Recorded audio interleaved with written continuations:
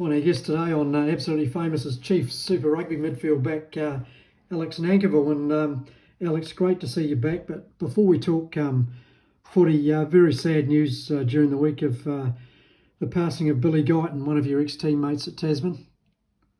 Yeah, thanks, John. Yeah, it's tragic, mate.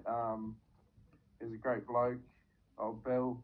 Did a lot for me when I joined the Tasman Marco back in 2015. So yeah, it's such a shame. Taken by suicide, another man down, which is it gets worse in New Zealand, doesn't it? Yeah, it's pretty hard to reconcile with it.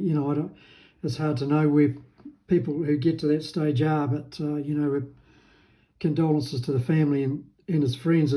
It's a huge loss. And Billy, I always remembered Billy playing for Nelson Bays against Marlborough in the midfield when I used to watch him, and then he changed to halfback late in his career. Later. Yeah, he was a big boy, old Bill, and big physical bloke. Managed to get around the field really well. Sometimes he had a massive engine on him, as you do for if you got to play halfback. So I wouldn't be able to do that because he was about my size, I think. So yeah. But just the skill set, and he was really good. He understood the game really well and could drive the team around. So just credit to him as a player, really. Yeah, very sad. And of course, a famous All Black, Bruce Robertson, also passed away. I had the privilege of seeing Bruce in his heyday back in the day, and he was the prince of centres. You'd have loved to have played with him. He's a tall, lean, beautifully balanced runner. He was sensational in South Africa in the 76 tour. I've actually heard a bit about Bruce. He was my dad's good mate, actually. So Dad knew him pretty well, so that's a shame, eh?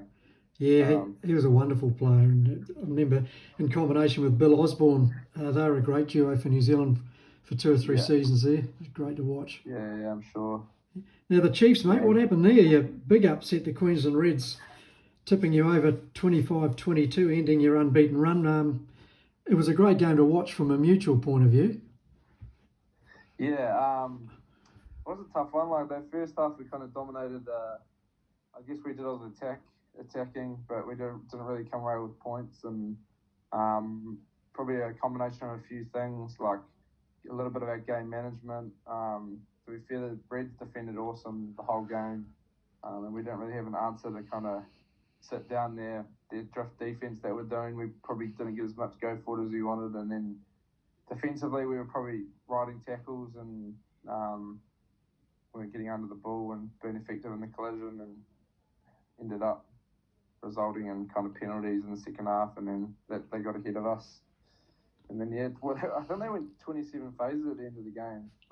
It was 27, 20, 28 phases actually, and phenomenal. You came within centimetres of cracking it, but yeah, that was one of the most amazing bits of defence I've ever seen.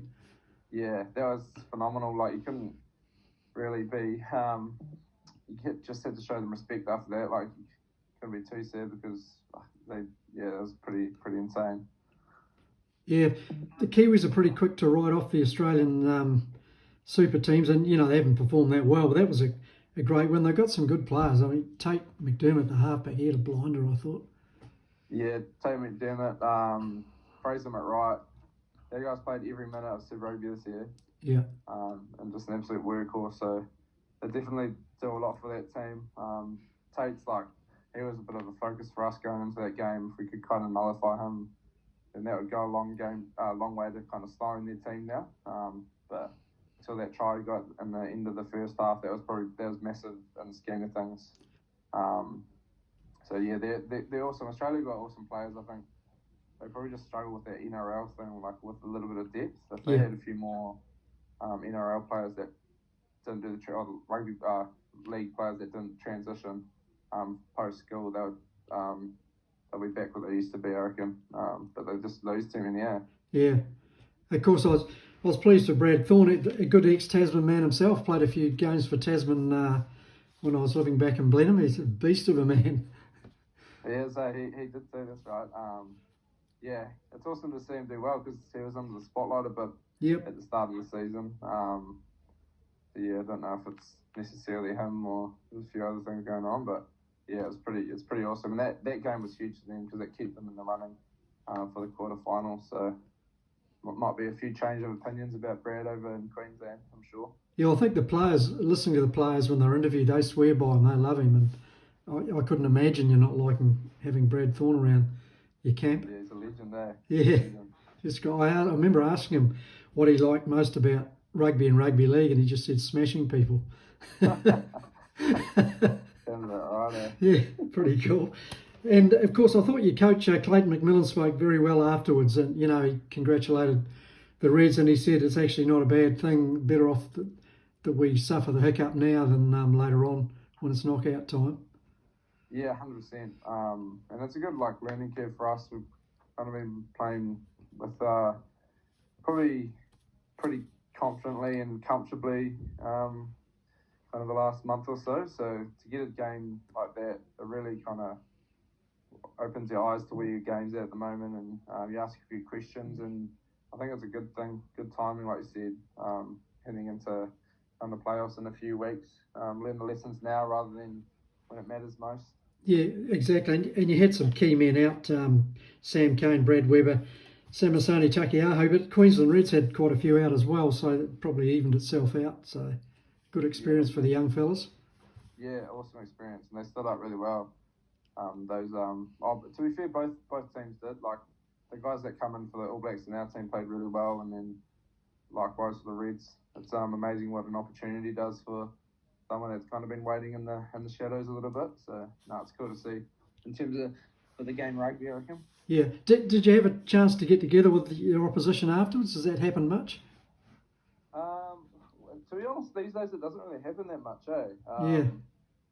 When we play the Kiwi teams, they always come in and say g'day most of the time. But no, unfortunately we didn't. I'd have been keen to kind of catch up with them and meet a few of the boys that I've played against a few times now. Because you kind of know who each other are, but you never really get to kind of have small talk and get to know one another on a bit of a deeper level. But it's a bit of a shame, I reckon.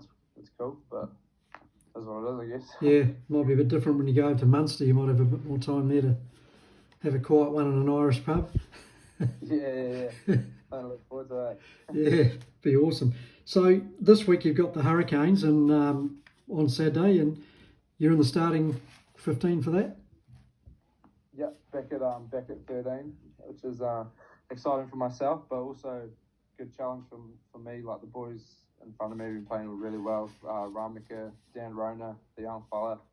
To be fair, when I come back from injury, I wasn't expecting to walk straight back in. So definitely going to go and do my best for those boys, and it'll be a good game against the Canes. Yeah, they won't die wondering. You'll be marking, is it Thomas Umanga Jensen and Billy Proctor? They're a pretty handy duo. Yeah, they are very handy. Peter's, he's had a bit of pretty bad run with injuries, but if he can kind of get that continuity going, he's world class. And I think if you've seen the Canes play this year, Billy's gone to another level, which is cool to see. So it'll be a huge test for me and Anton. But looking forward to it. Yeah, Anton's coming back into form nicely. He'd be just glad, like you, to be back on the park. Yeah, 100%. I think last year, 98th game, got an injury. 99th game this year, got an injury. So he's had a bad run, the man, last 2 years. But yeah, the same. He's one of the best midfielders in the world any day of the week. So it's good for him, good for the Chiefs, and good for New Zealand rugby. I think that he's on the park playing good footy. Yeah, but like last weekend when you've got some of your top players out, there's players like Sam Cane and Brad Weber. Do they have an input into the preparation and anything to do on match day? Not a whole lot, to be honest. Like with the All Black rest weeks, they're not in a whole lot. But yeah, it's one of those ones, like if they have heaps of input, then the guys that are actually playing the footy on the field, they kind of don't get to fully get the experience of leading a week or doing all those things that Sam and Brad would during the week leading up to a game. So they have a little bit input here and there, but no, not really. Like Sam was kind of away a few days. He was there on game day, but he kind of just takes a backwards seat just there to support the boys. Yeah. So it's a good opportunity for the other guys that are leading the team, like Luke Jacobson, to step in and to do that and get some experience there. Yeah. I'm really pleased for Sam that he's found his form again after he's obviously had a decent spell in the off-season, got his body right, and he's back to his brutal best. Yeah, he's a freak, man.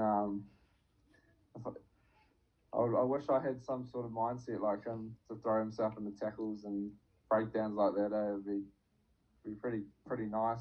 Probably not great on the body, but yeah, he's exceptional. He's a great man, and yeah, he's playing unreal, and he's been massive for us this year. Yeah, I'm really pleased for him.